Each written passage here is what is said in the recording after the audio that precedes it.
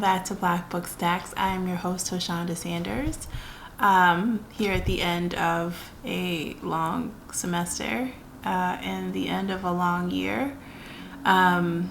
So thank you so much for your likes, for your shares, for your comments.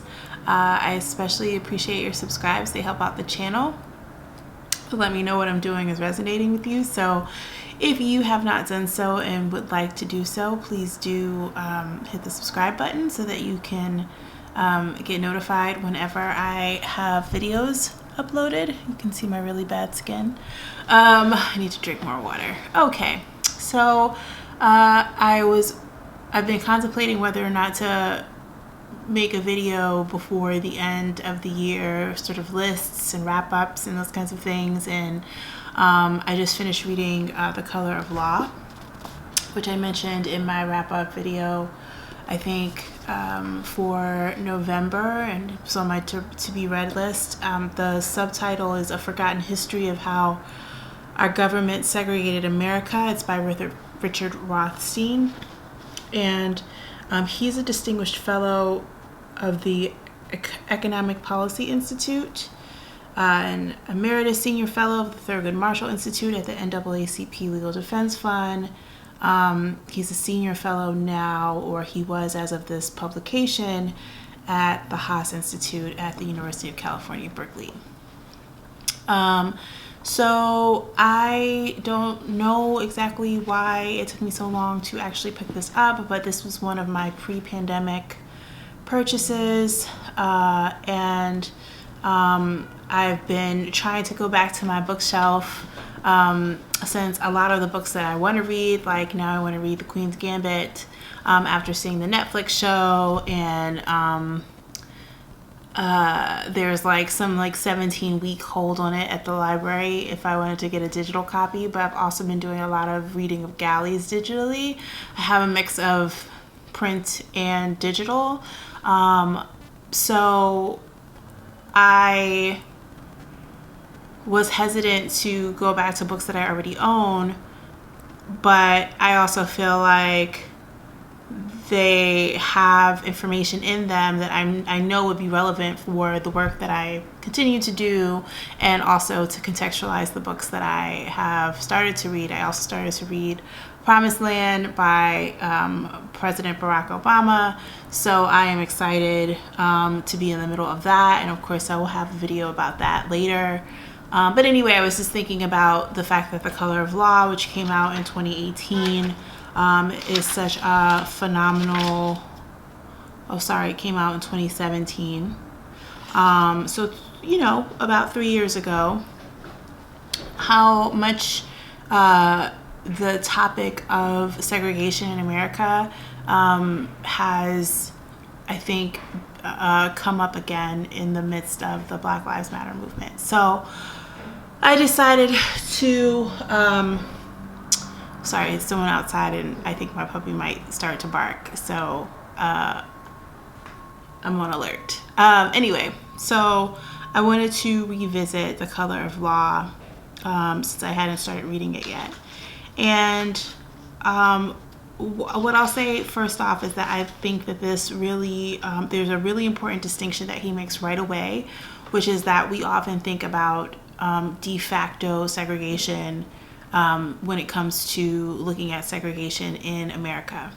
And de facto, for his purposes, essentially means that it's basically private and personal decisions that have led to segregation, but he makes the very distinctive note as a legal scholar that what we in fact are looking at when we look at the sort of persistent segregation throughout the country is de jure or de jure segregation. I'm not sure if I'm even saying that right, but it's a legal term apparently. And the reason that's important is because that actually is segregation that is reinforced by federal and public policy. And that's such an important distinction because pretty much everything is tied to land and land ownership in terms of wealth in our country. And so he makes some really astounding points about how, there's like more than 40%, I think, of Black people live in neighborhoods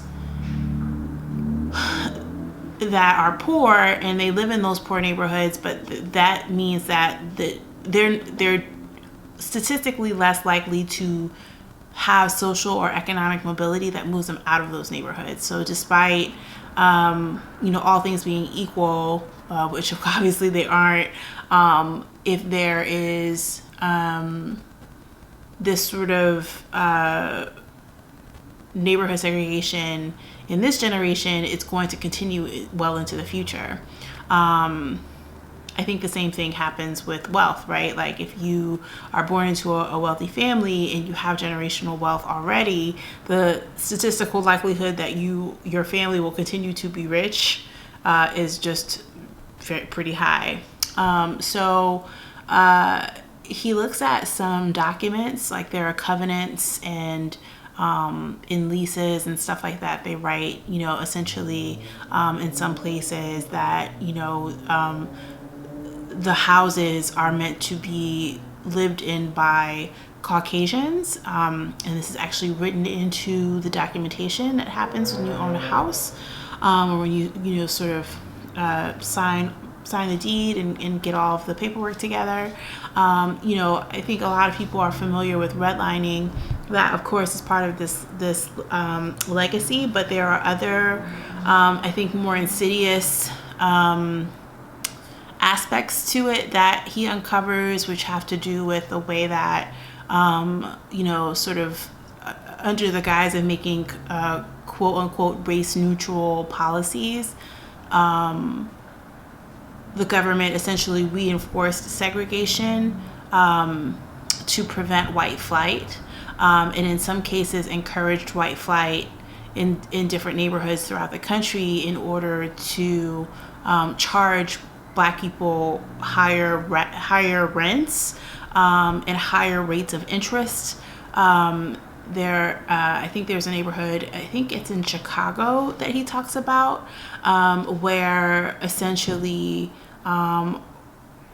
white residents were basically warned that they shouldn't live there, and they were incentivized to live in other places so that the apartment owners or the landowners could then sell to African Americans at much higher interest rates that in fact caused significant economic damage to Black families who then wouldn't be able to pay taxes on the land and etc. Something similar happened in California. There's this really interesting, well, first of all, there's an amazing side note about Maya Angelou, who is one of my all-time faves. And I guess by 1942, the San Francisco streetcar system hadn't hired any Black people, but Maya Angelou was one of the first Black streetcar conductors in San Francisco. But there were also major companies that were beginning to build and create infrastructure. And I want to say this was like a car company. I can't remember the name of which one, but it was unionized, and so the United Auto Workers were a part of that union. And so of course there were unions who also were a part of shaping public policy and also basically keeping Black people from entering the middle class or beginning to start, sort of a generational path to wealth. And so, the company, the unions were not helpful in terms of getting different areas in the Bay Area to desegregate.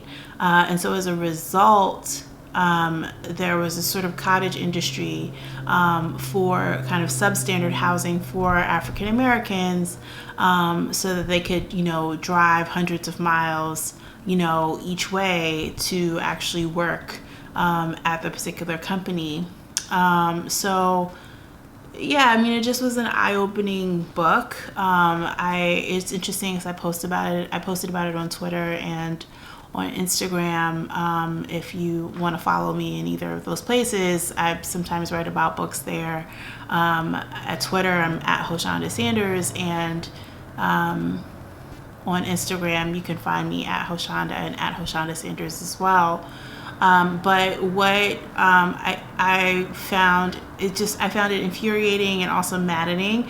I also think ultimately, that it is one of those books that falls into the category of like support for reparations. You know what I mean? Like, it's not only that, obviously, but when you look at the systematic disenfranchisement of Black families and the barriers to their accrual of wealth, it's just astounding what a profound influence housing and taxes and tax structure and interest rates, all of that, like, it all plays such a huge role.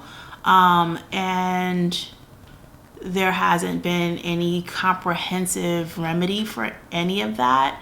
And it obviously still has ramifications today. I was just reading a New Yorker article about a place in Alabama, a woman in Alabama who was fighting, before she passed away, to deal with the sewage in her small rural Alabama community. And essentially the public policy or the state, the sort of state and city local officials are basically like, well, if you didn't want to live someplace where there was a sewage system, you shouldn't have moved there. Well, in reality, we know is that, if you're Black in America, you really, regardless of how much money you have, there is still restrictions on where you can and cannot live.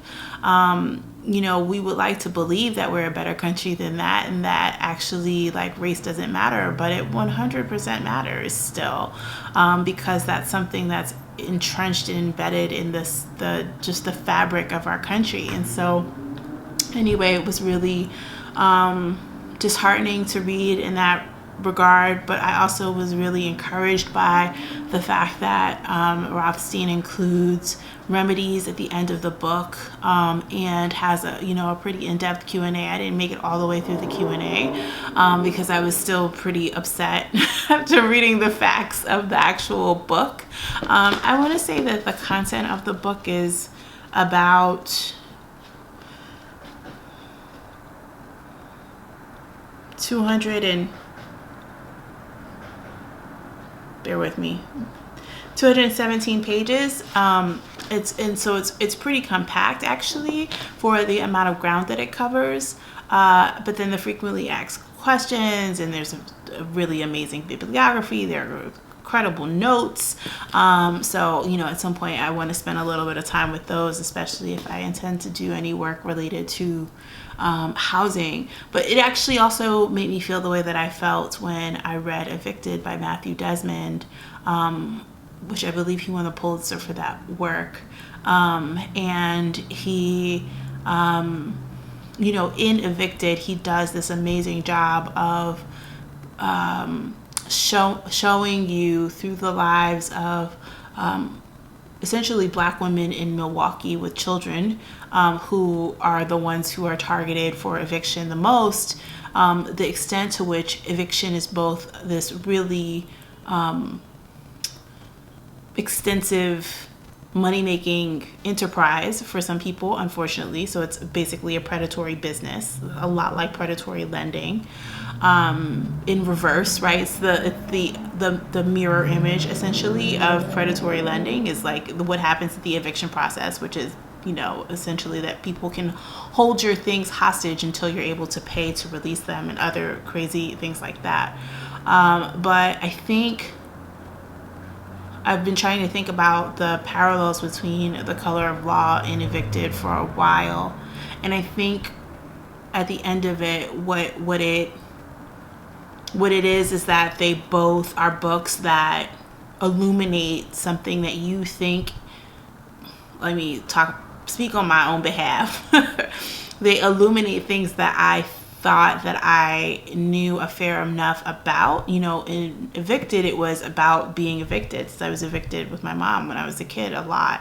So I had that personal experience, and so I thought I understood sort of the contours of eviction in America, but he really expanded my understanding of it. And I think the same thing is true for segregation, because when we talk about segregation in America, what I have found here in the 21st century is that we focus a lot on Jim Crow law, right? So it was that really aggressive system, and we think about it as being contained, I think, in the civil rights era. What we look less at is the full scope beyond, sort of this 50 plus year period of time, between the 60s and now, where, Jim Crow was sort of looked at and analyzed, critiqued, and there have been lots of intentions and efforts toward dismantling it, even though that's not fully happened. And so he really expands the way that we look at how government has been involved in segregation, not as a passive bystander, right? I think that's the thing, is that eviction, like residential or housing segregation, is often looked at as being fueled by personal decisions and bad choices, right? So if you are the victim of eviction, it's because you didn't pay your rent, and so therefore you deserve eviction. The same thing is true, I think, for segregation. It's like, oh, Black people just want to live where other Black people are. And it's like, actually, it's more complicated than that. There's a history in this country that Rothstein goes over in the book, where Black people try to integrate neighborhoods and are met with violence, where they have bombs thrown into their houses, they have crosses burned on their front lawn, they have mobs of white people who systematically and aggressively push them out.